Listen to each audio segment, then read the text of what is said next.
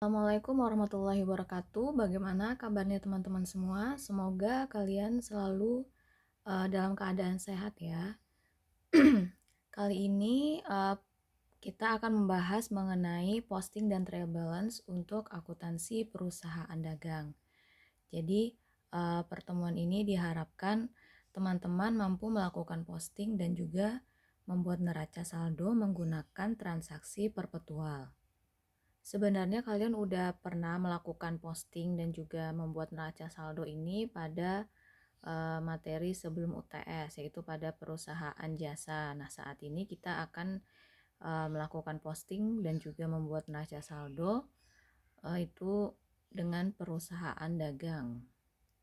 Pada pertemuan 10 kemarin, teman-teman sudah mempelajari bagaimana menjurnal untuk sistem persediaan perpetual. Nah, jadi transaksi yang pertemuan 10 kita gunakan di sini untuk melakukan posting dan juga nanti membuat neraca saldo. Perhatikan di sini udah ada jurnalnya ya untuk tanggal 4 April. Kita langsung aja. Di sini posting kita menggunakan akun T, itu lebih sederhana ya. Teman-teman juga bisa pakai. Kemudian kita lihat tanggal 4 April. Di situ jurnalnya debitnya merchandise inventory dan kreditnya account payable sebesar 840. Maka kita masukkan di sini tanggal 4 April itu 840 dan kemudian account payable-nya juga 4 April di kreditnya 840. Oh iya, di sini diketahui kalau misalnya cash-nya ada 2.500, kemudian merchandise inventory-nya ada 1.700 dan kapitalnya ada 4.200. Nah, ini informasi tambahan, kita bisa taruh di akun T-nya, berarti yang ini merchandise inventory-nya 1.700. Ini saldonya, saldo akhir, saldo awal maksudnya 1.700. Kemudian di sini cash-nya 2.500. Kemudian nanti di sini ada kapital. Oh ya, di sini kapitalnya belum kemasuk karena di akun T. Kemudian lanjut aja. Tanggal 6 April merchandise inventory di debit sebesar 40. Kemudian cash-nya juga 40. Tanggal 8 April account receivable sebesar 1.150. Yang ini debit. Kemudian sales-nya 1.150. Dan juga ini ada cost of goods sold. Nah, cost of goods sold di sini 790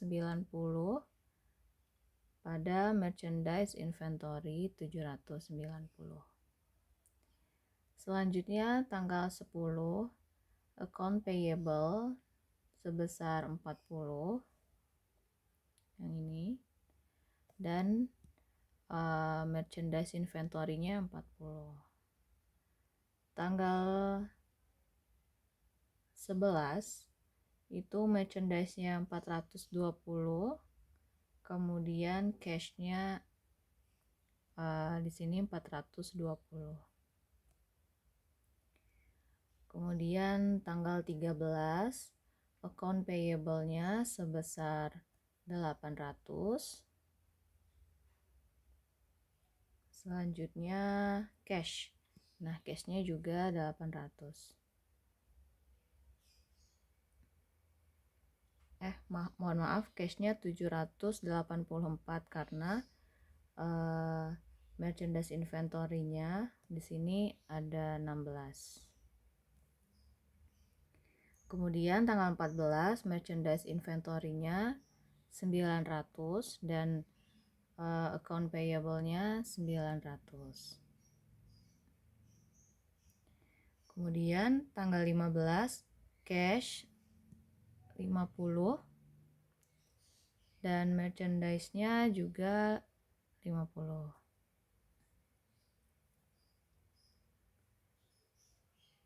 Kemudian untuk tanggal 17 merchandise debitnya 30, cash-nya juga 30. Tanggal 18 account receivable 810, account receivable 810, kemudian sales-nya 810. Nah ini. Kemudian jangan lupa di sini ada cost of goods sold sebesar 530 dan merchandise inventory 530 di kredit dan cost of goods sold-nya 530 di debit. Kemudian berlanjut tanggal 20 April cash sebesar 500 dan juga account receivable 500 di kredit. Kemudian tanggal 21 account payable 900 di debit, kemudian kreditnya merchandise inventory sebesar 27 dan cash sebesar 873. Untuk tanggal 27 sales returns and allowance di sini sebesar 30 dan juga account receivable sebesar 30 di kredit. Selanjutnya yang terakhir tanggal 30 cash sebesar 660, kemudian kreditnya account receivable sebesar 660. Di sini kalian perlu perhatikan apakah letaknya di debit ataukah letaknya di kredit, seperti itu. Kalau misalnya teman-teman ngerjain jurnalnya benar, pasti insya Allah masukin ke akun T-nya juga benar, karena sebenarnya lebih mudah kan, kalian tinggal lihat aja jurnalnya itu di debit atau di kredit. Jadi kalian masukkan berdasarkan jurnal. Jadi memang perlu kehati-hatian dalam menjurnal juga. Kemudian perlu kehati-hatian juga dalam di akun T ini menjumlah. Misalnya di sini kalian harus tahu akun tersebut itu sebenarnya letaknya di debit atau di kredit. Misalnya di sini merchandise inventory itu letaknya di debit. Jadi makanya saldonya di sini 1.700. Kemudian kalian tambahkan 1.700, 840, 40, kemudian ditambahkan sampai 30, kalian kurangkan dengan jumlah yang ini. Jadi sisi debit dikurangi dengan sisi kredit, hasilnya 2.477. Jadi ini juga nggak boleh salah naruhnya di kredit atau di debit. Misalnya kalau merchandise inventory letaknya di debit. Kita lanjut di cash. Nah cash ini letaknya di mana sih?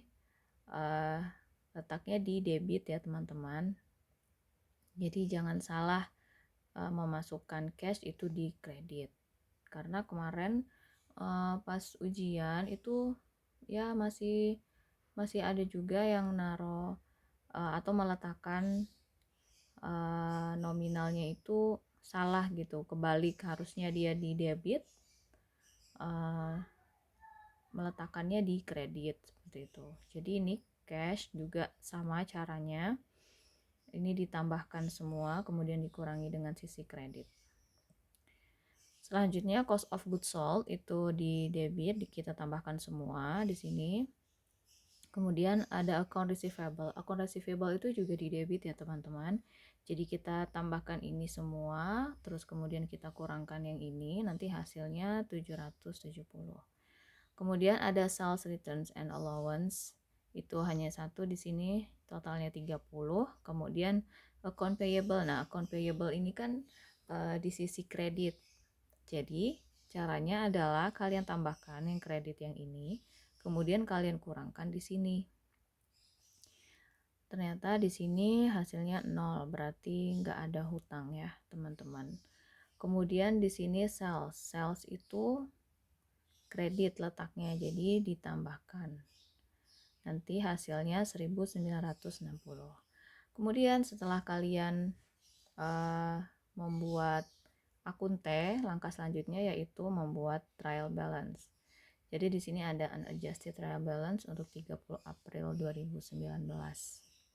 Di sini kita masukkan cash. Cashnya di sini tadi 1563.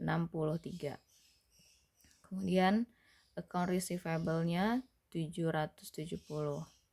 Selanjutnya merchandise inventory 2477 yang ini. Kemudian sales di kredit ya teman-teman 1960. Kemudian cost of goods sold di sini 1320 yang ini.